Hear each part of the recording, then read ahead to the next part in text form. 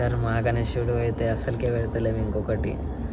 Hello guys, welcome back to mini blog 365 days challenge. ఈరోజు day 87.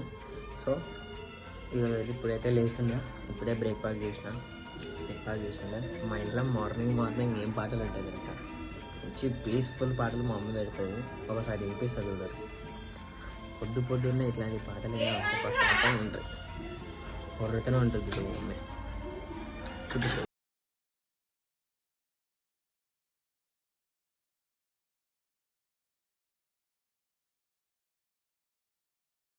Gym దగ్గరికి అయితే వచ్చినాము. ఈరోజు షోల్డర్ ఇంకా యాప్స్ అయితే వేసాము. జిమ్ లోపలికి వచ్చేసి 5 minutes వార్మప్ చేసుకొని డంబల్తో అయితే స్టార్ట్ చేస్తుండే షోల్డర్. ఎవరు లేరు వీడియో తీయడానికి, అందుకే నేను వీడియోస్ అయితే తీయలేను. అన్ని డంబల్స్తోనే ఉన్నాయి. ఇంకొకటి షోల్డర్స్ ఏమో 5 వేరియేషన్స్ వేసిన, యాప్స్ ఏమో 2 వేరియేషన్స్ వేసిన. టైం లేదని చెప్పేసి ఒకటి మిస్ చేసిన. ఇప్పుడైతే షాప్ దగ్గరికి అయితే వెళ్ళిపోయాం. షాప్ దగ్గరికి వచ్చేసి షాప్లో కూర్చొని ఇక ఈవినింగ్ దాకా షాప్ చూసుకొని తర్వాత ఈవినింగ్ అయితే ఇంటికి అయితే వచ్చేసినండే. ఇంటికి వచ్చేసి సో గాయస్ బిల్డింగ్ మీదకి అయితే వచ్చిన. ఊరు కొడుతుంది గాయస్, ఏం చేయాలి అర్థం పిచ్చి లేదు. గణేశులను చూసేదే లేదు అసలుకి. ఈసారి గణేశులనే చూడలేదు. పోయినసారి అయితే గణేశుల పండుగ ఒక 3 months ముందు నుంచే తిరుగుతుండే.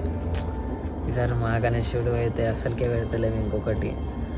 అది కొన్ని ప్రాబ్లమ్స్ వల్ల, కొన్ని సిచ్యువేషన్స్ వల్ల ఈసారి పెట్టొద్దు గణేశుని అసలుకి. ఈసారి అయితే గణేశుని మనం అయితే పెడతలేము. నెక్స్ట్ ఇయర్ అయితే ప్లాన్ చేస్తున్నాం.